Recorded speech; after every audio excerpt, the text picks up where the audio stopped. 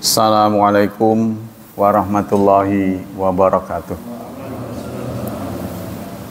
Innal hamdalillah nahmaduhu wa nasta'inuhu wa nastaghfiruh wa na'udzu billahi min syururi anfusina wa min sayyiati a'malina.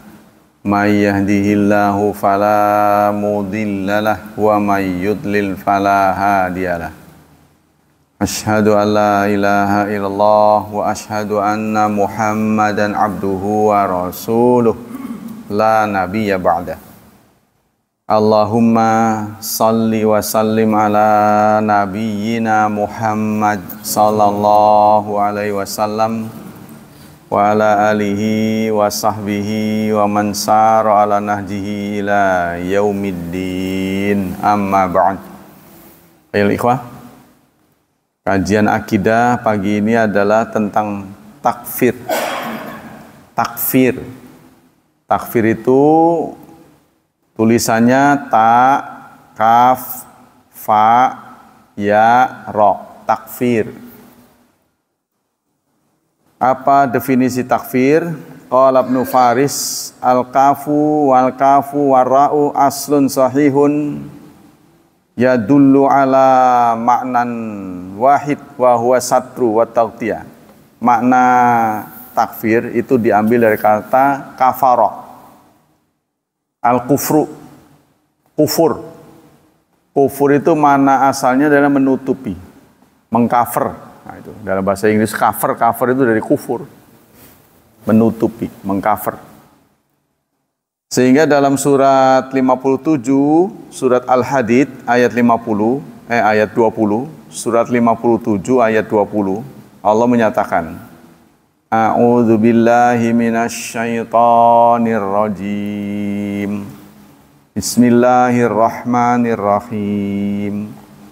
Kamatsali ghaitsin, seperti hujan, a'jabal kuffara, yang membuat orang-orang kufar. Kufar ini bukan kafir, petani-petani maksudnya. Mana kufar di sini? Yang membuat petani-petani terpesona. Nabatuhu, tumbuhnya pohonan. Ya. Jadi petani itu disebut kafir dalam bahasa karena dia menutup biji-bijian, diselesepin ke tanah tuh, di cover. Itu jadi makna asal dari kafir itu tertutup. Sekarang secara syar'i, apa itu takfir? Takfir itulah hukum syar'i bil kufri, menetapkan kafir. Ya, menetapkan si A, si B, si C itu kafir. Itu penetapannya itu namanya takfir. Ala maqalatin, karena suatu ucapan, dia mengucapkan sesuatu. Au ala ta'ifatin, atau kepada kelompok tertentu. Au ala syakhsin muayyan, atau terhadap orang tertentu. Bisa babi qiyami mujibit takfir, karena dia melakukan perbuatan yang menurut orang yang menjudge, ya, sebagai kafir. Jadi menurut orang yang menilai, dia sudah berbuat hal yang menyebabkan dia kafir. Nah, penetapan ini namanya takfir. Min juhdin, yaitu ingkar. Min jahdin li rububiyatillah, terhadap rububiyatullah. Tidak percaya, tidak beriman pada rububiyat. Tapi kalau menurut Al-Quran, banyak orang yang iman pada rububiyah. Nah, seperti yang Allah sampaikan, wala in sa'altahum, jika kalian bertanya kepada mereka, man khalaqas samawati wal ard, siapa pencipta langit dan bumi, la yaqulunna, mereka akan menjawab Allah. Jadi dalam soal rububiyah, Manusia mengakui adanya Allah. Yang salah itu adalah timbang terimanya. Ya, dia mengaku Allah itu sebagai pencipta, Allah pemberi rizki, Allah pemberi segala lah. Pokoknya yang dia alami. Tapi setelah itu dia merespon, oh Allah sudah banyak memberi nikmat pada saya. Saya ingin supaya nikmat ini tetap langgeng dan saya terhindar dari bencana. Dia melakukan sesuatu. Nah, ini namanya uluhiyah. Kebanyakan salah. Ya, jadi dia mengakui Tuhan sebagai pencipta, Tuhan pemberi nikmat, Tuhan pemberi rizki, tapi setelah itu dia membalas rezeki yang Allah berikan, membalas kenikmatan yang Allah berikan tuh salah caranya. Nah, itu dengan sesajen, ya, dengan apa itu namanya, sedekah bumi, sedekah bumi karena panen kan. Nah, terima kasih pada Dewi Sri. Sedekah laut tuh di Parangtritis tuh, dilarung makanan-makanan dilarung ke laut, ya, dipersembahkan kepada Nyi Roro Kidul sebagai penguasa pantai selatan. Nah, sebenarnya kepercayaan terhadap keyakinan yang salah itu karena kebodohan sebenarnya. Sebenarnya karena kebodohan. Contohnya, kenapa mereka sampai menciptakan tokoh Nyi Roro Kidul di pantai selatan, pantai utara mah nggak ada. Kenapa? Itu kan sama-sama. Sama-sama pantai. Tapi yang utara kenapa nggak ada? Karena pantai utara cenderung tidak ganas. Kalau pantai selatan ganas. Pernah nggak ke pantai selatan? Kalau Anyer ini kan pantai utara, ya, nggak begitu ganas. Tapi pantai selatan memang susah ditebak gitu loh. Kadang-kadang orang buang air di situ, tahu-tahu sampai ke atas. Saya pernah melihat memang orang begitu. Pantes banyak yang tidak siap kena. Oh, tuduhannya itu diambil katanya. Diambil. Sama ini sih yang buka kacamata di depan rumah sakit itu cerita juga. Pak siapa itu, sesekali dia. Kata dia, anaknya nyantri nggak tahu di mana lagi. Suatu saat ada kegiatan jalan-jalan ke Parangtritis. Anaknya hilang. Ya, tenggelam, berenang. Wah, dia nangis-nangis. Lalu dia berdoa, ya Allah, segera ditemukan mayatnya. Tiba-tiba nongol.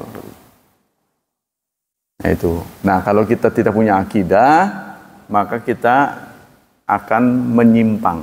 Nah, mengira itu menjadi korban Nyi Roro Kidul. Di gunungnya juga ada tuh. Ya. Saya dulu rombongan dengan teman-teman kegiatan observasi bulan. Jadi di pantai sana, Pelabuhan Ratu, itu dipasang teropong. Saya pernah ke sana. Jadi untuk melihat bulan, kan beberapa titik di Indonesia itu. Teropongnya besar, canggih. Nah, tidak jauh dari situ ada bukit. Kata orang itu Bukit Cinta. Kalau orang yang susah jodoh, pada ke sono. Naik ke atas, supaya gampang jodohnya. Saya penasaran ada apa sih Bukit Cinta itu, apanya gitu. Naik saya ke sana. Oh, di sana tuh ada semacam situs. Terus ada kuburan. Ada kuburan, terus sebelahnya situs. Di situ ada payung, ada baju kebaya berwarna hijau. Mereka punya kepercayaan bahwa Nyi Roro Kidul sering mampir di situ. Nah, nanti kita minta tuh yang susah jodoh di situ. Nah, itulah kesirikan. Ya, percaya yang nggak puguh-puguh gitu. Nah, kita kembali ke sini. Takfir itu hukmun syar'iyun. Mengkafirkan itu adalah status hukum syar'i. Wa huwa haqqullah ta'ala. Hanya milik Allah. Hak ini hanya hak Allah. Hak mengkafirkan. Ya. Wal kafiru man kafarahullah wa rasuluh. Yang disebut kafir adalah orang yang dikafirkan Allah. Tuh. Dan Rasulullah. Orang yang disebut kafir adalah orang yang dikafirkan oleh Allah dan Rasulnya. Falaisal kufru haqqan li ahadin minan nas. Maka mengkafirkan ini bukan hak seseorang. Ya.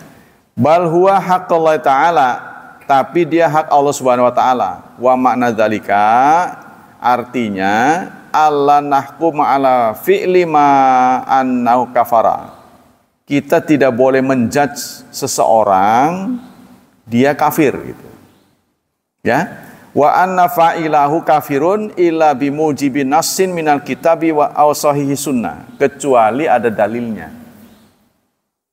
Kecuali ada dalil. Jadi kita tidak boleh mengkafirkan orang kecuali orang itu melakukan suatu perbuatan yang betul-betul oleh Allah dan Rasulnya disebut kafir. Contohnya, laqad kafara alladzina qalu innallaha salisu salasah. Allah menyatakan sungguh-sungguh telah kafir orang yang mengatakan bahwa Allah itu ada tiga. Tuhan ada tiga. Nah, itu Allah yang mengatakan sungguh telah kafir orang yang mengatakan bahwa Allah itu satu di antara tiga. Tapi sekarang berkembang pemikiran untuk mengacaukan akidah umat Islam. Trinitas itu enggak kafir. Trinitas itu tidak kafir. Sebab Islam juga mengandung ajaran Trinitas katanya. Ini berita dari mana saya nggak tahu. Ini kita harus tahu dulu apa pengertian Trinitas ini. Tri kan jelas tiga. Nitas ini apa? Kalau arahnya itu meninggalkan Tuhan ya nggak boleh. Tapi bahwa dalam ajaran Islam itu ada tiga. Contohnya ihsan, iman, Islam, ihsan. Kan ada tiga tuh. Serba tiga. Rububiyah, uluhiyah, asma wa sifat. Bukan tiga itu. Nah, itu katanya Trinitas mah bukan, tidak menyebabkan kafir. Nah, ini kita harus tahu dulu, jangan terjebak oleh kata-kata ini. Jangan-jangan ini dikembangkan oleh tetangga tetangga kita yang ingin supaya kita membenarkan akidah mereka. Kata mereka, Tuhan itu seperti yang tidak seperti yang Anda bayangkan. Tuhan itu sebagai contohnya lilin. Itu kan ada tiga bagian, ada apinya, ada sumbunya, ada batangnya. Jadi mereka menghalalkan dengan berbagai dalih. Kita kembali ke sini. Qala Ibnu Taimiyah, berkata Ibnu Taimiyah, al-kufru hukmun syar'iyyun mutalaqa an sahibi syariah. Kufur itu adalah hukum syar'i yang kita dapat dari sahibus syariah, penentu syariat, pemutus syariat. Wal aqlu qad ya'lamu bihi sawabal qauli wa khata'u. Sementara akal tahu mana yang salah, mana yang benar. Ya. Walaisa kullu ma kana khata'an fil aqli yakunu kufran. Tapi akal tidak mampu menentukan kafir mukmin, tidak bisa. Dengan akal tuh. Akal bisa menemukan sehat tidak sehat, tapi halal tidak boleh ditentukan oleh medis, tidak bisa. Ya, contohnya najis tidak najis, itu syar'i. Kotor tidak kotor itu kesehatan. Sekarang saya bertanya pada saudara, apakah setiap yang kotor itu najis? Jawabannya tidak, karena najis ini keputusan dari syariah. Ya kan? Keputusan syar'i, syariat. Najis ini bahasa syariat. Apakah setiap yang najis itu kotor? Belum tentu. Sebenarnya kita ini hanya diuji saja. Diuji oleh Allah, ini kotor, ini enggak. Seperti najis. Najis itu katanya kotoran kita, droplet kita juga enggak semuanya dihukum najis. Ludah tidak, air mata tidak. Tapi darah najis. Kan sama itu cairan dari tubuh kita. Urin najis. Mani enggak. Siapa yang menentukan itu? Kalau dilihat dari kesehatan, enggak bisa. Dari unsur mananya itu disebut najis. Ini sebenarnya ujian saja buat kita. Coba sekarang darah tak anggap najis, sampean menjauhi enggak? Menjauhi enggak? Nah, urin dianggap najis, sampai-sampai ada orang yang diazab kuburnya karena urusan urin kan. Coba bagaimana sikap Anda? Diuji aja kita seperti kotoran yang keluar dari tubuh kita. Najis. Sebelum keluar mah enggak najis. Kan sama-sama kotor. Ya kan? Limbah kan? Tapi sebelum keluar enggak dianggap najis. Kalau dianggap najis ya sholat kita tidak salah, wong dibawa-bawa terus. Apa kalau kita buang air bisa tuntas betul? Enggak juga, masih tersisa pasti. Entah berapanya. Itu kan produksi dari tubuh kita ya, metabolisme tubuh berakhir dengan kotoran, kan gitu kan. Nah, kita kembali ke sini. Jadi urusan kafir tidak kafir itu urusan syar'i. Salah tidak salah manusia. Jadi kita boleh produksi manusia. Kita boleh menyalahkan orang, kamu salah, kamu benar. Boleh. Tapi kafir tidak boleh. Karena itu produk Allah. Artinya itu wilayah Allah. Domainnya Allah itu, bukan domain kita. Kamu kafir nggak boleh itu. Kalau kelihatan yang nggak nyaman buat kita, dia salah, dia jahat, silahkan. Ya, munafik. Nah, saya nggak tahu nih. Kalau orang menuduh PKI, dasar PKI. Apa sih yang dimaksud kata-kata PKI ini? Menurut Pak Hilman gimana? Orang ngomong dasar PKI, apa sih maksudnya? Jadi PKI udah nggak ada. Kalau PKI itu kan kepanjangan dari Partai Komunis Indonesia, kan sudah dibubarkan. Sama dengan Partai Berkarya yang sudah dibubarkan. Dasar kamu Partai Berkarya. Aneh, sudah bubar kok. Contohnya begitu tuh. Apa tuh maksud omongan orang PKI? Apa itu? Hah? Tapi ternyata dia percaya. Dalam sejarah, PKI itu berhasil merekrut orang Islam juga. Benar nggak? Apakah dengan masuk PKI dia menjadi kufur? Nah, ini menjadi pertanyaan buat kita. Kalau dia masuk PKI apa menjadi kafir? Apakah semua pengikut PKI itu nggak sholat? Sholat loh. Maka itulah rakyat pernah terjebak. Karena dia kan merekrut wong cilik yang nggak ngerti apa-apa dia, ya kan? Yang nggak ngerti apa-apa diarahkan. Jadi banyak orang yang tertarik itu orang nggak ngerti. Tapi lah, wong bagaimana nggak ngerti? Wong udah jelas-jelas mahkamah menentukan salah aja menang itu. Apalagi yang nggak ngerti hukum, yang ngerti hukum aja. Ya saya tahu itu salah, tapi ada titik-titik. Tapi titik-titik. Saya tahu itu salah dan itu menentang hukum. Kan kesepakatan kita ini kan undang-undang. Ya kan? Kesepakatan kita dengan pemerintah ini kan undang-undang. Bagaimana kita bisa melihat penyimpangan? Bagaimana kita melihat tidak menyimpang? Itu kan kesepakatannya undang-undang.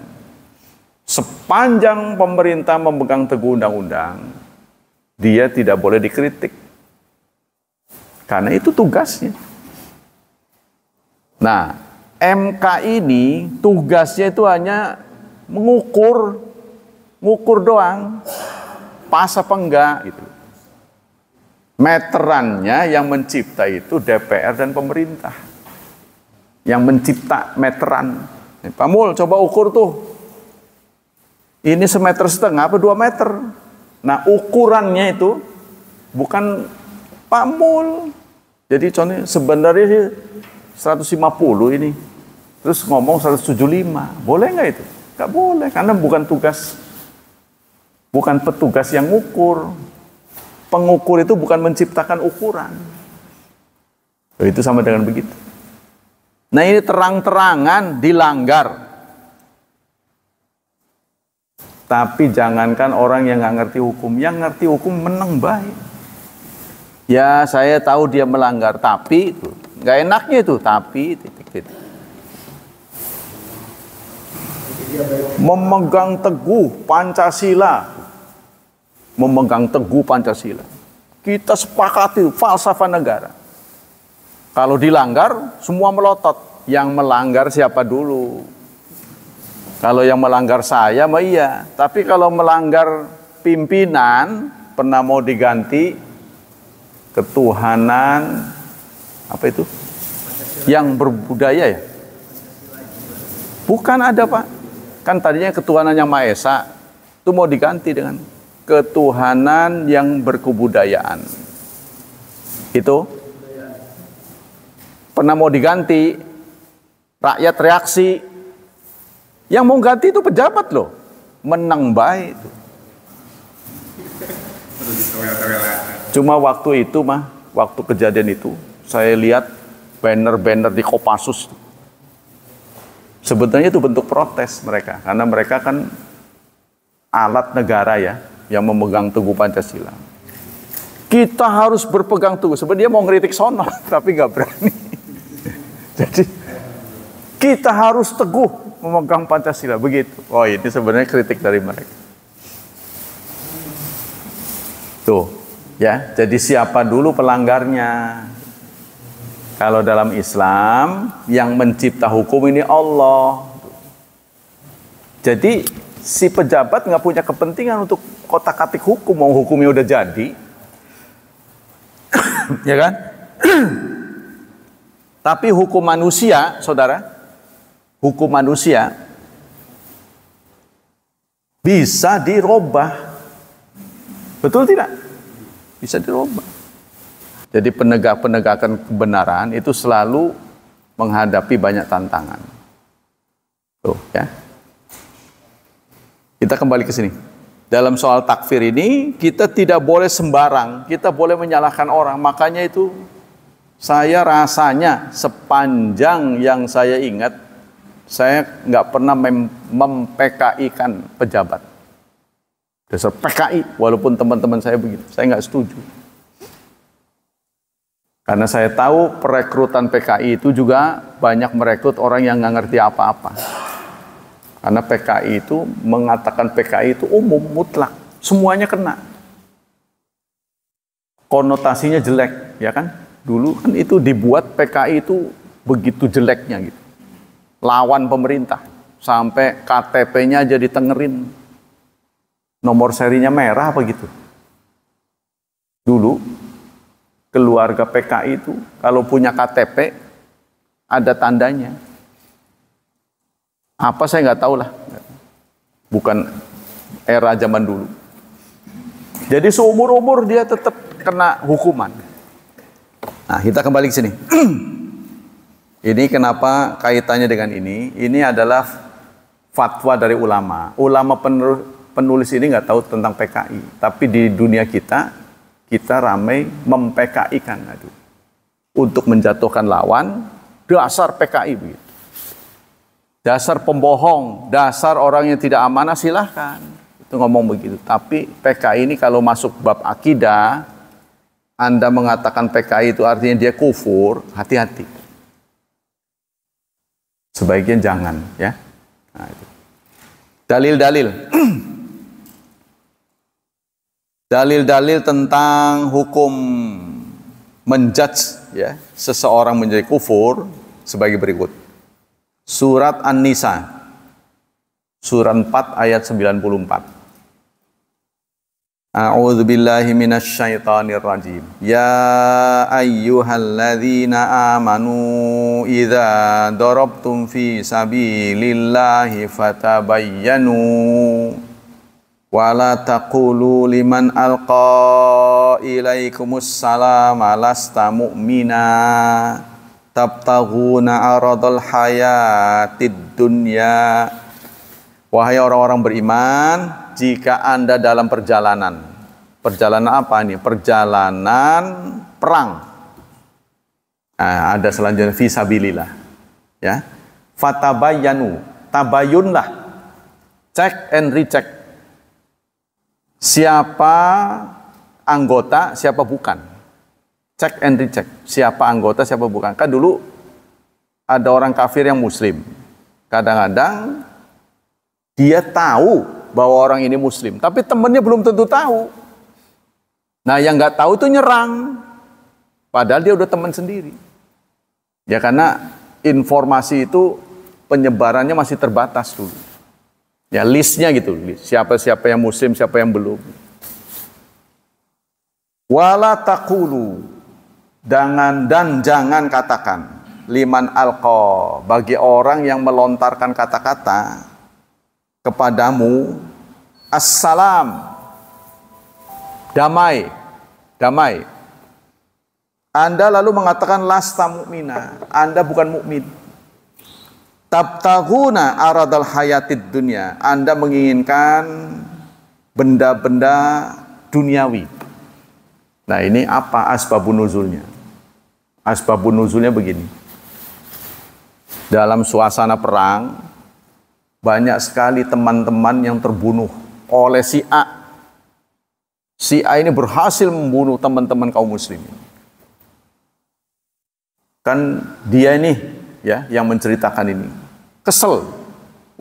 Teman saya banyak benar jadi korban. Dikejar sama dia, ditarget. Begitu ditarget, mau ditombak. Asyhadu an la ilaha illallah wa asyhadu anna Muhammadar Rasulullah. Si anu ini. Orang ini tombak juga sama dia, dibunuhnya juga. Kabar ini tersiar sampai ke telinga Nabi. Apa respon Nabi? Marah besar. Berani-beraninya kamu membunuh orang yang sudah bersyahadat. Lalu dia beralibi, ya Rasulullah, sepertinya saya jangan disalahin kali, karena teman-teman banyak jadi korban. Dia itu terdesak itu ngomong begitu tuh. Nabi mengulangi lagi, berani-beraninya kamu membunuh orang yang sudah mengucapkan syahadat. Alasan lagi, nanti kalau nggak dibunuh kita terbunuh. Berani-beraninya kamu membunuh orang yang sudah bersyahadat. Nabi lebih kenceng lagi. Nah, di akhir kata-katanya, apakah kamu sudah membelah dadanya? Apakah kamu tahu isi hatinya bahwa dia berpura-pura? Nah, itulah bagaimana yang menanyakan ini sekarang adalah aku. Tapi nanti di hari kiamat yang bertanya adalah Allah. Wah, langsung nangis sih. Bergetar, ya Allah, kesalahan saya. Tuh begitu tuh orang Islam. Kata orang, kapan mau menangnya kalau begitu? Ya kan? Kapan mau menangnya? Tapi saudara, ada fotografer perang masuk Islam karena melihat orang Islam. Dia aniaya, dia diam, terus setelah bersahadat orang itu menjadi sahabat. Aneh fotografer itu. Ada orang begitu. Di tempat lain mah nggak ada. Maka dia pun menyatakan diri menjadi muslim. Ada fotografer itu, Palestina. Karena orang Palestina ini membiasakan diri mengutamakan orang lain. Dia memberikan sesuatu pada tamunya. Padahal dia tahu dia nggak punya. Makanan yang tersisa yang di tangan. Tapi masih sempat dia berikan pada orang lain. Ketika ditanya, kenapa kamu begitu? Karena kami terbiasa mengutamakan tamu. Tuh, nangislah fotografer ini. Ya Allah, kenapa orang seperti ini kok menghadapi nasib yang kurang beruntung? Gitu. Ya, itulah teman-teman kita di Palestina. Saya nggak tahu lah kalau cerita tentang mereka bagaimana membantunya, susah. Tapi katanya sih wali kota dan wakilnya tumben bersatu datang ke duta besar, biasanya misah.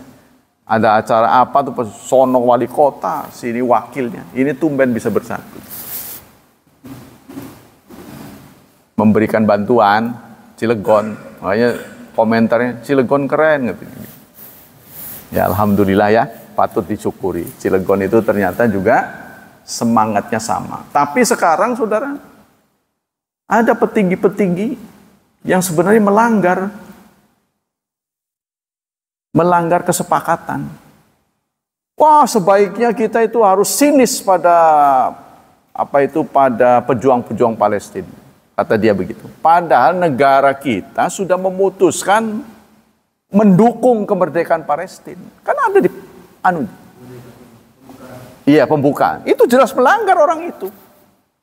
Susahnya orang ini pembesar.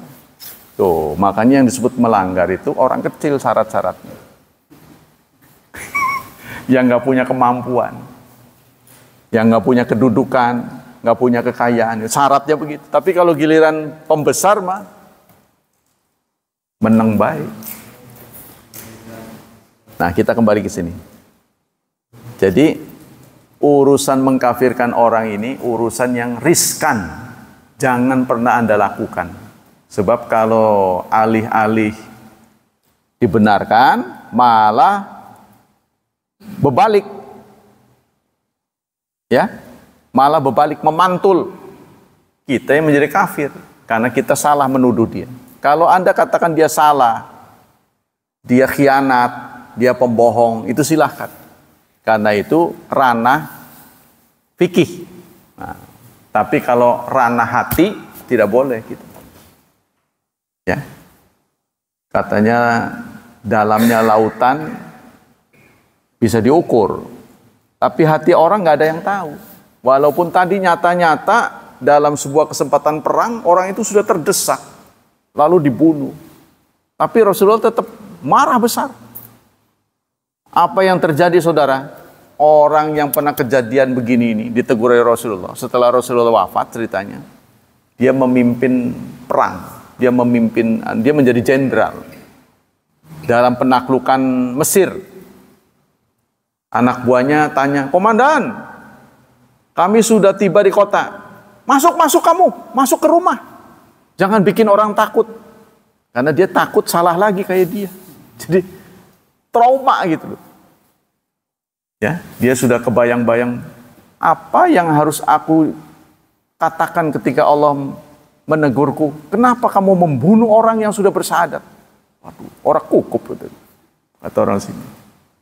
Masih kepikiran terus. Sehingga dia menitahkan jangan sampai salah. Kalau prajurit nggak usah pakai seragam. Ya kan? Coba sih sekarang kalau nggak percaya, tentara Kopassus nih nggak ngapa-ngapain, dia masuk Pangurawi dengan baju seragam. Merdeka, merdeka, lari-lari. Saudara pasti, terus itunya apa tuh? Mobil apanya? Pansernya. Muter, nggak ngapa-ngapain. Prajurit, "Pak, kenapa Pak?" "Enggak, muter aja, pengen tahu Pangurawi." Kira-kira gimana? Pasti keluar rumah semuanya. Ada apa? Nah itulah, memang atribut-atribut tentara ini sebaiknya jangan diperlihatkan pada sipil karena trauma. Dia ingatnya perang. Sebaiknya jangan. Makanya sekarang kan polisi tampil lebih ramah. Ya kan? Tampil lebih ramah. Di tempat-tempat lain malah pakai berdasi. Biasa melayani. Sekarang tuh nggak pakai ini lagi. Sebab kalau pakai seragam tuh orang belum apa-apa itu sudah takut. Jadi nggak merdeka menyatakan isi hatinya. Melapornya jadi nggak bebas ngomong. Kan di negara demokrasi ini jangan sampai ada orang mengeluarkan unek-unek itu dengan terpaksa. Kalau negara ini bisa diisi, datang pejabat, lalu rakyat jelata mengatakan, "Saya nggak suka sama Bapak." Nggak nyerang tapi, karena Bapak janji begini nggak dijalani. Kalau bisa begitu, terus pemimpinnya, iya saya salah. Waduh itu top bener. Saya sangat terharu, saya akan perbaiki, saya akan perbaiki. Seperti Umar dikritik gitu ya, waktu nggak tahu kapan itu akan terjadi. Dan sekarang baru bisik-bisik aja udah selidikin tuh. Siapa? Udah hilang. Nah itu yang namanya demokrasi itu begitu. Jangan sampai ada orang tertekan. Kecuali kalau dia melanggar, kalau dia nyerang. Dia nggak nyerang, baru ngomong. Jangan sampai dihambat ngomong itu. Tapi kita juga harus belajar dari kita ya. Kita sendiri sebagai kepala keluarga kalau dikritik istri marah. Belum dipikirin salah benar, udah komen dulu. Ditangkis dulu gitu siketnya. Nah karena itulah Islam mengatur juga. Jangan menjatuhkan orang di depan khalayak. Jangan di depan banyak orang. Dinasehati pelan-pelan. Kan Islam mengatur begitu. Ya, kalau ingin memberikan, inilah yang dijadikan patokan Muhammadiyah. Muhammadiyah berjanji tidak akan turun ke jalan untuk demo. Makanya nggak ada Muhammadiyah. Tapi dia tidak akan bebas dari kritik. Dia tidak akan sepi dari kritik. Kritiknya pakai tulisan. Itu kesepakatan Muhammadiyah. Seperti kemarin menyelenggarakan Hari Santri. Sebaiknya dibubarkan Hari Santri itu, jangan dijadikan Sebab kenapa? Yang disinggung NU-nya aja. Kan santri itu bukan NU aja. Maka disebutkan Menteri Agama kata ini jihad dari Hasyim Asy'ari gitu. Ketokohan Hasyim yang nuansanya NU ini yang ditampakkan. Harusnya para santri kita ini sudah meleburlah. Santri siapapun Anda dari manapun, sepanjang Anda santri, berbahagialah. Ini hari santri. Kan jadi mereka nggak enak karena nggak disebut. Kan? Ini berkat Hasyim Asy'ari. Seakan-akan meniadakan kelompok lain. Namanya ini kan arahnya tidak bersatu, itu kan. Yang namanya santri bukan dia aja. Muhammadiyah juga suka ada pesantren.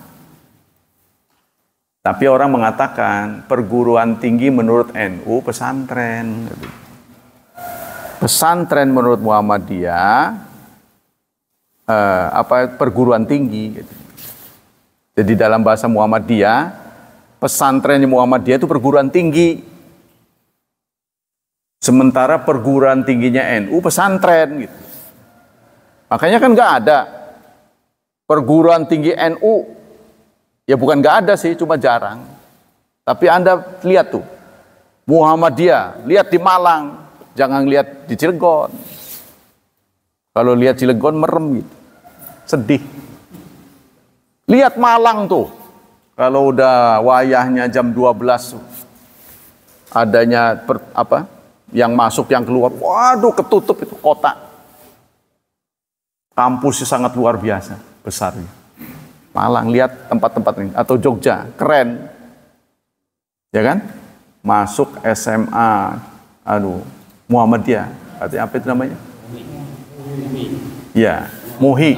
Wah, gini. Kamu ke sana, bangga. Kalau di sini, alhamdulillah diterima. Kenapa ke situ? Kalau di sini loh ya. Kalau di sana keren, masjidnya itu Jogokarian.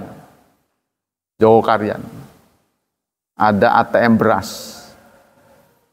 Di luar masjid sini ada tempat di luar lingkungan masjid lah, pokoknya masih pelataran masjid. Ada ATM. Ke sana saya penasaran. Ada ATM beras. Bagi mereka yang nggak punya langsung nyodor ini. ATM beras. Iya. Ada di sana. Jadi orang berkarung-karung bawain, yang punya ya taruh. Nanti yang nggak mampu ya itu. Selanjutnya surat 9 ayat 66. Allah berfirman, "Wala in sa'altahum la yaqulunna innama kunna nakhudu wa nal'ab." Qul abillahi wa ayatihi wa rasulihi kuntum tastahzi'un. Jika kalian bertanya pada mereka, mereka akan menjawab, sesungguhnya yang kami lakukan ini cuma bercanda. Tuh. Katakan, apakah kepada Allah dan ayat-ayatnya dan Rasulnya kalian bercanda? Kalian memperolok-olok? La ta'tadiru. Qad kafartum ba'da imanikum. Jangan alasan, jangan beralibi. Sesungguhnya kamu sudah kafir. Nah, ini yang menetapkan kafir ini Allah. Pada waktu itu mereka dengan seenaknya ngata-ngatain, yang dengan kata-katanya itu menyebabkan mereka kufur. Tapi mereka merasa itu hanya bercanda kok, ya bercanda aja marah gitu. Jadi dipakai gurauan. Begitu juga Rasulullah dalam sebuah hadis Muslim dari Abdullah bin Umar, ya, anna Rasulullah qala, Rasulullah bersabda, ayyuma rajul, laki-laki manapun, qala li akhihi, dia berkata kepada temannya, ya kafir, hei kafir. Nah, dia manggil temannya. Faqad ba'a biha ahaduhuma. Maka itu akan melekat pada salah satunya. Tuh, ya, jadi kalau kita berkata pada teman kita, hei kafir, panggil gitu. Itu melekat pada salah satunya. Boleh jadi orang yang disebut kafir, atau boleh jadi yang mengatakan. Nah, kalau yang dipanggil kafir itu tidak kafir menurut sisi Allah, maka ini akan kembali kepada pengucapnya. Kecuali dia ngomong sama petani. Petani itu tadi kan sebut kafir juga, ya. Dalam bahasa petani itu kafir karena dia menyembunyikan benih dengan tanah, menyelipkan. Dalam istilah Quran sebut kafir, tapi nggak umum. Kafir ya untuk akidah. Nah, jangan kita lontarkan, ya, risih, ya, ya, alih-alih bercanda, malah kita yang berbalik. Kemudian dalam kesempatan lain, dalam riwayat Muslim, Rasulullah mengatakan, in kana kama qala, kalau memang orang itu kafir, nggak ada masalah disebut kafir. Wa illa, tapi jika tidak, raja'at alaihi, maka akan berbalik kepada penuturnya.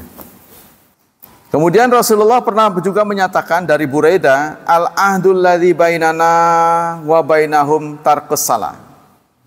Kesepakatan antara kami dan mereka adalah salat, yang dijadikan patokan setelah Muslim, ya. Di zaman lalu kan, di zaman Rasulullah kan sulit dideteksi nih. Setelah dia Islam benar apa enggak nih? Soal hati kan nggak bisa diraba. Maka kata Rasulullah, terlihat pada salatnya. Perjanjian kami dan mereka adalah salat. Faman tarakaha faqad kafar. Barang siapa yang meninggalkan salat, maka dia sungguh kafir. Ya, salat yang dijadikan patokan, bukan haji. Kan susah diraba ini. Enggak haji ya? Kafir ya? Enggak boleh. Karena haji pilihan bagi yang mampu. Zakat juga begitu. Mungkin dia nggak mampu, dia nggak berzakat. Kamu kemarin zakatnya? Enggak, kafir berarti kamu. Enggak boleh. Saking nggak ngartinya. Zakat itu kan rukun Islam. Betul rukun Islam, tapi ada ketentuannya. Nah, kalau sholat, nggak sholat,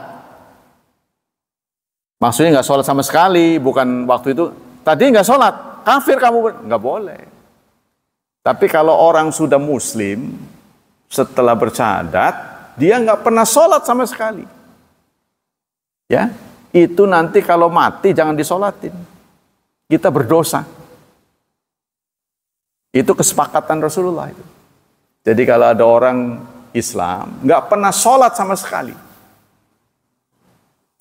maka itu disebut kafir. Tapi kalau bahasanya bebelentongan, lagi kumat sholat, kadang lebih banyaknya enggak, itu nggak boleh dikafirkan. Disuruh taubat. Tapi kalau nggak pernah sholat sama sekali, itu baru kafir. Ya, itu menurut kesepakatan Ahlussunnah.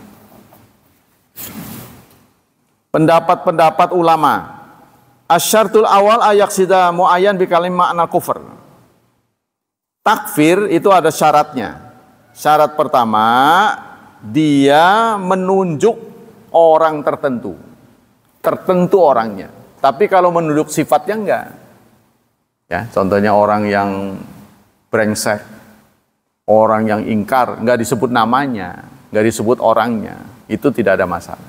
Dia hanya menyampaikan sifat-sifat Fir'aun, sifat-sifat Qarun, sifatnya nggak menunjuk nama, itu tidak menyebabkan, bukan kategori takfir singkatnya. Ya, jadi dia hanya menceritakan nih orang jelek begini-begini, nih orang baik begini-begini, nggak disebut orangnya.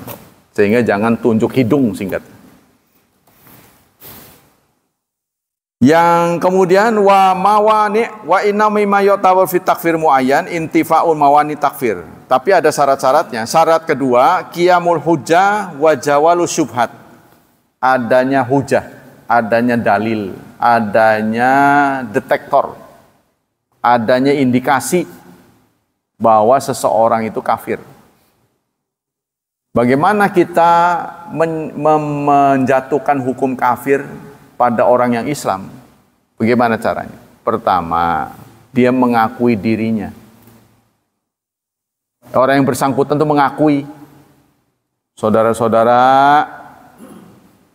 saya ingin memberi informasi, saya resmi bukan Islam lagi, naudzubillah. Saya sekarang beralih agama menjadi Hindu. Nah itu dari dia sendiri. Nah kita mengatakan dia kafir boleh. Sebab dia sendiri yang ngomong. Ya, jadi pertama makanya orang Islam ngejek Islam itu tidak bisa dibawa ke pengadilan. Orang Islam ngejek Islam, wah Islam itu apa, bla bla bla. Orangnya orang Islam, nggak bisa dibawa pengadilan. Ya hanya penghinaan atau gimana. Tapi kalau ada non Islam ngejek Islam, ini bisa dibawa ini. Kan kemarin ada kejadian tuh, gara-gara begitu nggak bisa nyalon lagi tuh. Gara-gara ngomong begitu, waktu di mana tuh? Kepulauan Seribu. Ya kan? Itu bisa menyebabkan itu. Karena orangnya bukan Islam. Tapi kalau orang Islam, nah kemudian belakangan dia masuk Islam ya. Enggak masuk. Oh istrinya orang Islam malah pindah ke situ, lebih parah.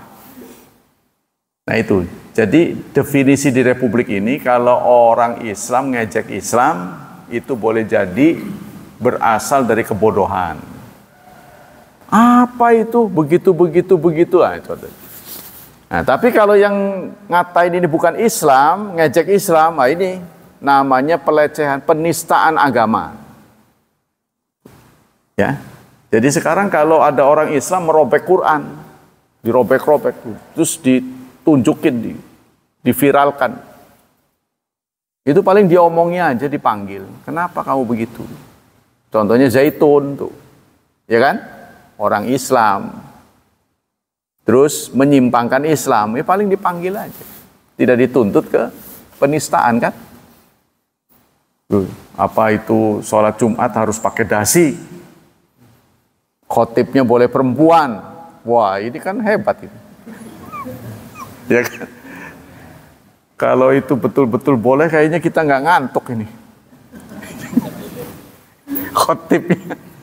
Ya cari aja Putri Indonesia tuh. Ya. Khotibnya boleh perempuan gitu.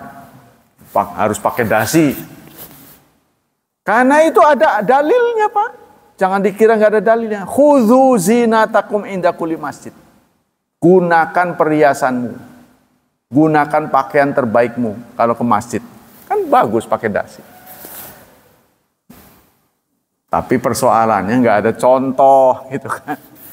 Jadi bukan sekedar wacana, bukan sekedar pemikiran, ada nggak contoh? Kan dua kita patokannya. Ikhlas, bersyahadat itu ikhlas. Yang kedua, mutaba'ah li Rasulillah, mengikuti teladan Rasul. Ada nggak teladan dari Rasul? Gitu. Jangan menganggap pakai pikiran kita, kan baik itu, mengucapkan tuh baik. Ya kalau baik, nggak diteladankan nggak boleh. Nah, itu yang kedua. Kemudian wa inna mimma yu'tabaru fi takfir muayyan intifa'un mawanil takfir anhu wa mawanil takfir hiyal khata'. Nah, kenapa kita tidak boleh menjudge seseorang kafir? Karena boleh jadi kesalahan. Ya. Malam yakun an aumdin faqulu man istahada min ummati Muhammadin sallallahu alaihi wasallam wa qasal haq fa akhta lam yakfur. Apabila ada orang yang mengkafirkan karena kebodohan, nah mudah-mudahan diampuni. Mudah-mudahan. Karena dia nggak tahu. Bukan? Ya. Itu yang pertama khata'. Yang kedua kesalahannya. Kesalahan yang sudah waktu.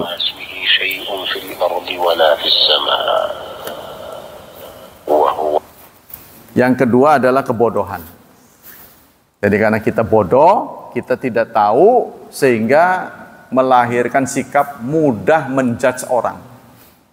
Nah ini kita tidak boleh ya, terutama ini di medsos ya, hati-hati. Kalau kita menerima posting nggak salah, karena kita nggak bisa nahan kan, kecuali kita blokir orang itu. Kalau orang ini sering bikin masalah, blokir aja udah. Susah-susah amat, kita blokir aja. Tapi kalau Anda posting, ini ada istilah saring sebelum sharing, nah, gitu. Saring sebelum sharing, hati-hati, bisa kena undang-undang. Nah itu bisa terjerat hukum, saudara. Hati-hati. Jadi kerasanya cuma pakai tangan, iya betul. Tapi menyebar kemana-mana Anda bisa kena hukum. Ya tadi itu yang boleh dikafirkan adalah orang yang tidak sholat sama sekali. Tadi Bapak sebenarnya pernyataannya sudah kejawab. Dia sholat, cuma gitu kan. Cuma itu artinya kurang, bukan tidak. Bukan tidak. Ini yang boleh dikafirkan yang tidak sholat sama sekali. Tapi kalau masih sholat tuh masih dalam lingkungan Islam. Kita tidak boleh mengkafirkan. Tentang diterima atau tidak, itu bukan ranah kita. Itu ranah Allah. Domainnya Allah. Kita tidak bisa menentukan, sekalipun kita rajin, berarti pasti diterima. Belum tentu. Memang belum tentu benar. Marilah kita berusaha supaya memperbaiki diri. Kalau yang sudah berusaha kuat saja belum tentu diterima, apalagi yang tidak. Harus begitu Bapak berpikirnya. Ngomongnya begitu jawabannya. Kalau yang sholat rajin saja belum tentu diterima, apalagi yang enggak. Kan sholat ini perintah Allah, yang bakal nerima itu. Jadi saya sholat bukan mau saya, tapi perintah. Ya kan?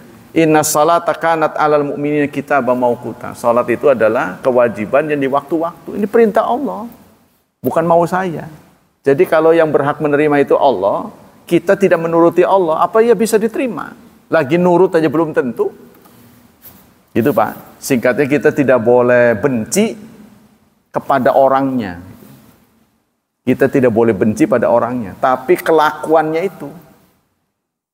Jadi kita jangan sentimen, jadi kita tetap berharap dia kembali. Iyalah bareng-bareng. Kata orang tua, tapi wislah sholat baik. Itu kata orang tua begitu. Tapi saya lihat orang yang sholat tuh galak, udahlah sholat terus jangan komen. Itu karena dia ngelihat orang, dia bermusuhan dengan orang yang rajin sholat, lalu dia hukumi semua orang yang rajin sholat itu nggak benar gitu. Padahal cuma satu-satunya teman dia itu. Tapi itu tadi gebyah uyah namanya. Karena dia jengkel sama orang itu. Orangnya rajin sholat, maka dia hukumi semua yang rajin sholat kayak teman dia. Nah itu Pak Pak Syafi'i. Seandainya orang tersebut tidak perlu nggak kita sholat, karena dia sholat. Kalau menurut saya hanya sholatnya hanya itu dan iya, walaupun hanya itu tetap Muslim. Tapi kalau sudah tidak, ya memang saya juga greget Pak. Bapak boleh nggak nyolatin, tapi jangan melarang orang untuk sholat. Karena kan sholat jenazah itu kan kifayah. Bapak dengan emosi Bapak nggak suka, nggak ikut sholat, silahkan. Tapi jangan melarang orang untuk menyalati dia karena dia masih muslim. Gitu Pak. Jadi masalah takfir ini masalah yang riskan, hitam putih itu. Nggak boleh kita begitu. Sebab ya apa yang kita lihat belum tentu menjadi kenyataan. Siapa tahu memang kita nggak pernah lihat dia sholat, tapi di rumah dia sholat. Walaupun sholat sendiri tetap sholat kan. Itu memang kurang afdol, nggak suka berjemaah. Contohnya gitu. Tapi dia di rumah sholat. Kecuali orang itu bersangkutan ngomong, saya nggak sholat. Nah, baru kita mendapat kenyataan. Jangan mudah mengkafirkan orang. Kalau kita menganggap orang itu melanggar, silahkan. Salah, silahkan. Tapi jangan sekali-kali kafir kamu. Nah, itu. Ya, itu sebab kata-kata kita ini menjadi doa. Kalau kita panggil kafir, nanti dia nggak terbuka. Kita menutup berarti. Kerannya sudah ditutup. Ya, istilahnya buku sudah ditutup. Tuh, tapi kalau kita nggak mengatakan kafir, mudah-mudahan kamu sadar. Nah, itulah, demikianlah. Hadirin hafizani wa hafizakumullah, semoga Allah melimpahkan pahala yang berlipat ganda untuk kita, tetap menyelamatkan dan melindungi kita dari wabah dan fitnah, dari syubhat dan syahwat, dan semoga anak-anak kita diberi keringanan, diberi kemudahan, selalu bertabur berkah, serta dibimbing untuk menjadi hambanya yang saleh dan salihat. Subhanakallah wa bihamdik, asyhadu an la ilaha illa anta, astaghfiruka wa atubu ilaik. Wassalamualaikum warahmatullahi wabarakatuh.